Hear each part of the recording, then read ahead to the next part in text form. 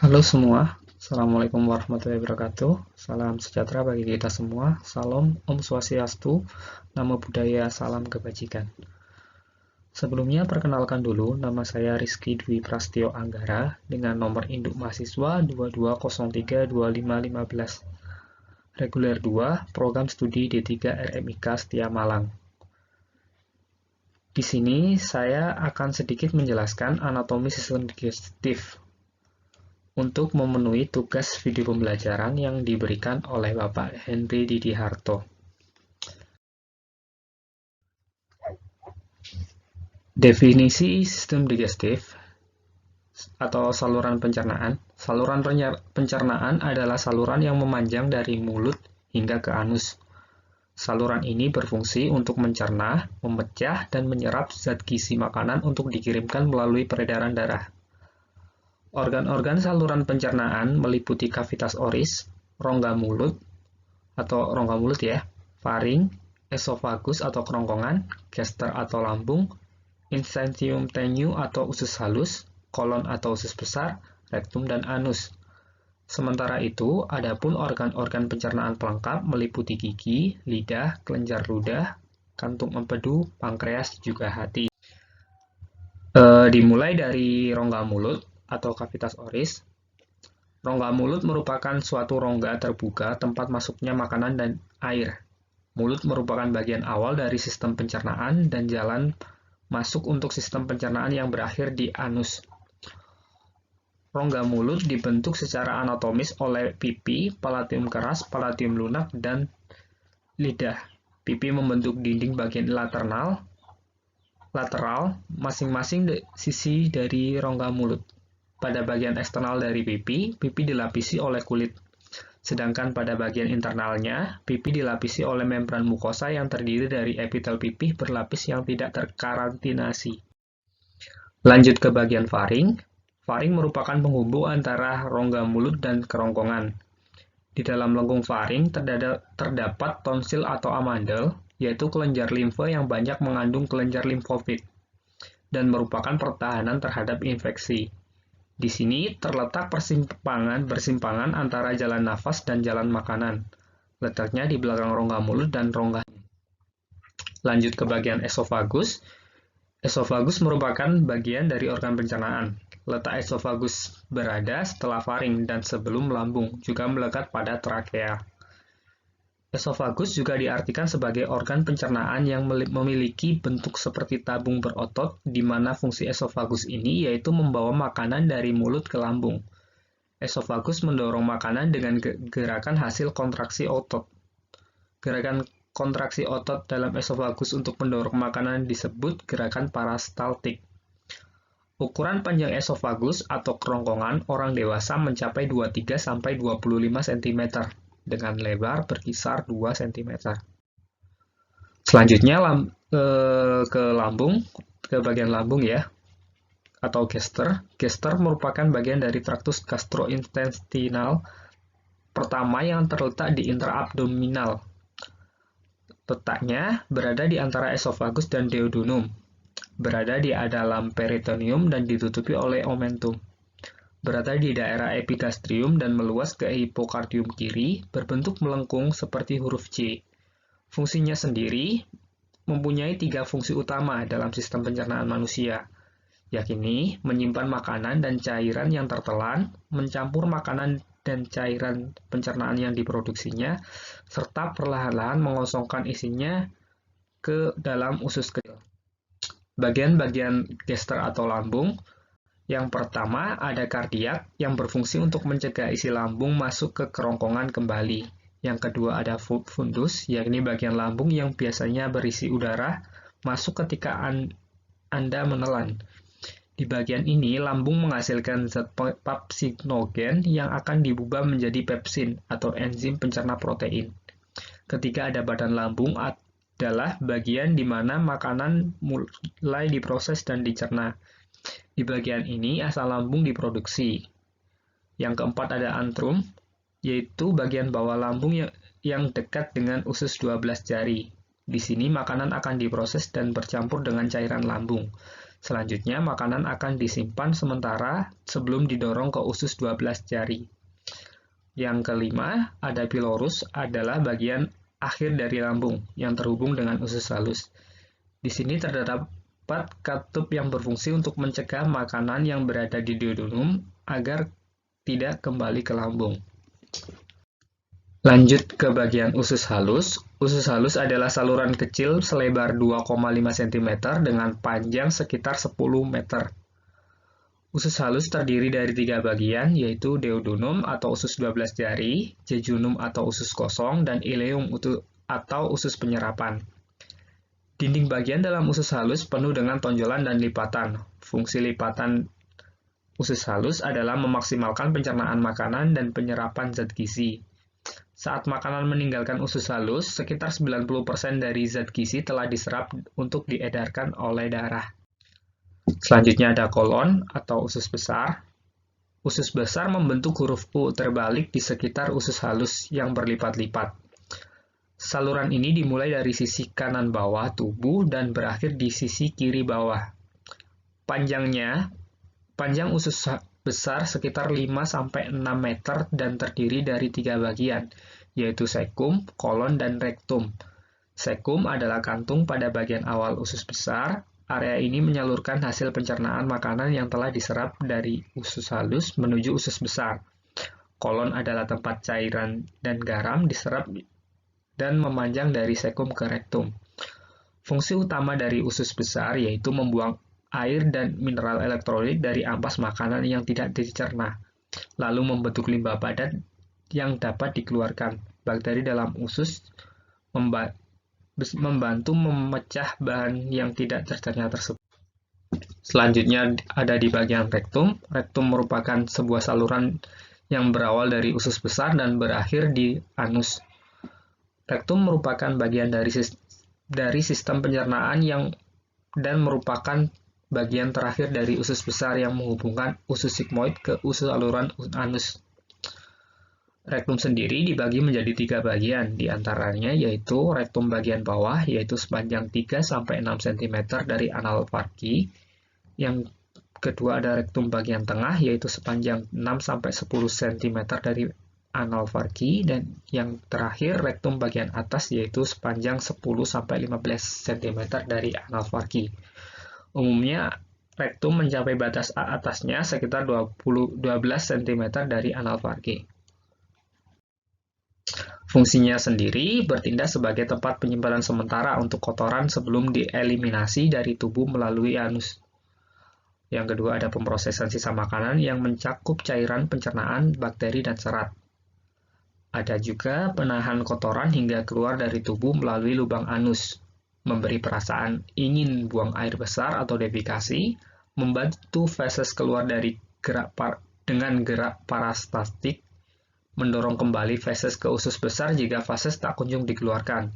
Ini berbahaya karena membuat feses mengeras akibat airnya kembali diserap oleh usus besar. Menahan feses agar tidak keluar secara tiba-tiba. Selanjutnya adalah bagian anus. Anus sendiri adalah merupakan bagian terakhir dari sistem pencernaan pada manusia dan hewan. Anus sering disebut dengan dubur atau lubang bokong yang berperpanjangan dari rektum yang terletak di luar tubuh. Terbuka dan tertutupnya anus diatur oleh otot Seftinger. Fungsinya sendiri yaitu yang pertama untuk melakukan proses defekasi. Defekasi adalah proses membuang kotoran sisa pencernaan dalam bentuk feses. Defekasi disebabkan oleh reaksi otot pada dinding rektum yang dipengaruhi oleh sistem saraf otot yang bereaksi. Reaksi tersebut ialah otot Seftinger, mengatur keluarnya feses. Yang kedua, menahan BAB di saat tertentu. Rasa ingin BAB juga dapat ditahan ketika belum sempat pergi ke toilet. Hal ini dikarenakan ada kontraksi otot Seftinger dan levator setelah menerima impuls dari otak. Otak mengeluarkan impuls tersebut ketika kita ingin menahannya. Yang ketiga adalah mengatur keluarnya feses pada saat proses buang air besar. Kita juga dapat mengatur pengeluaran feses sesuai keinginan. Lanjut ke organ pelengkap, yang pertama yaitu gigi. Manusia memiliki 2 buah perangkat gigi yang akan tampak pada periode kehidupan yang berbeda. Perangkat yang tampak pertama adalah pada anak-anak disebut gigi susu. Perangkat kedua yang muncul setelah perangkat pertama dan akan terus digunakan sepanjang hidup disebut gigi permanen. Gigi susu berjumlah 24 buah, yaitu 4 buah gigi seri atau insidious, 2 buah gigi taring atau cranium, dan 4 buah gigi geraham atau gigi molar pada setiap rahang. Gigi permanen berjumlah 32 buah, yaitu 4 buah gigi seri, 2 buah gigi taring, 4 buah gigi premolar, dan 6 buah gigi geraham. Pada setiap rahang gigi susu mulai terbentuk pada gusi pada usia sekitar 6 bulan dan biasanya mencapai satu perangkat lengkap pada usia 2 tahun. Gigi susu akan secara bertahap tinggal selama masa kanak-kanak dan akan tergantikan oleh gigi permanen. Selanjutnya adalah lidah. Lidah merupakan salah satu organ aksesoris dalam sistem pencernaan. Secara embriologis, lidah mulai terbentuk pada usia 4 minggu kehamilan. Lidah tersusun dari otot lurik yang dilapisi oleh membran mukosa. Lidah beserta otot-otot yang berhubungan dengan lidah merupakan bagian yang menyusun dasar dari rongga mulut. Lidah dibagi menjadi 2 bagian, yang lateral simetris oleh septum median yang berada di sepanjang lidah. Lidah menempel pada tulang hyoid pada bagian inferior, prosesus siloid dari tulang temporal dan mandibula. Setiap bagian lateral dari lidah memiliki komponen otot-otot ekstrastik dan intrastik yang sama. Otot ekstrinsi lidah terdiri dari otot hyloglossus dan otot genioglossus dan otot styloglossus. Selanjutnya adalah kelenjar lidah atau kelenjar ludah merupakan kelenjar eksorin yang mana memiliki saluran sendiri yang dapat menghasilkan air liur. Kelenjar ini mengakselerasi amilase, yakni memecah zat karbon menjadi maltosa. Produksi air liur pada orang dewasa yang sehat sekitar 1,5 liter selama 24 jam atau sehari penuh. Dalam prosesnya, ia berada dalam kendali syaraf cholinegelik. Selanjutnya adalah kantung empedu. Kantung empedu merupakan sebuah organ kecil berbentuk seperti buah pir yang berfungsi sebagai tempat penyimpanan cairan empedu, cairan yang berperan penting dalam proses pencernaan. Pada manusia, panjang dari organ ini adalah sekitar 7-10 cm, berwarna hijau gelap dan terhubung dengan hati serta usus 12 jari atau dedunum. Kantung empedu memproduksi sekitar 600-1200 ml cairan empedu per harinya. Dalam keadaan normal atau 97% dari cairan ini ialah air. Lanjut ke bagian pankreas. Pankreas adalah organ kelenjar yang memanjang pada dinding posterior abdomen, tempat di belakang lambung yang memiliki beberapa fungsi dari sistem pencernaan. Pankreas dikelilingi oleh hati, limpa, kantung empedu, dan juga usus kecil. Separuh pankreas berada di antara limpa dan lambung, sedangkan bagian lainnya yang disebut kepala terhubung dengan bagian utama usus kecil, yaitu dedunum atau usus 12 jari. Fungsi pankreas layaknya endokrin, ia melepaskan beberapa hormon yang penting bagi tubuh yang mengalir dalam darah, seperti somatostatin, insulin, glukogen, dan pareterik polipeptide. Pankreas merupakan salah satu organ di dalam sistem pencernaan yang bertugas melakukan sekresi pada enzim atau getah usus agar dapat menghancurkan makanan. Anatomi pankreas yang dibentuk seperti berudu terbagi dalam kepala.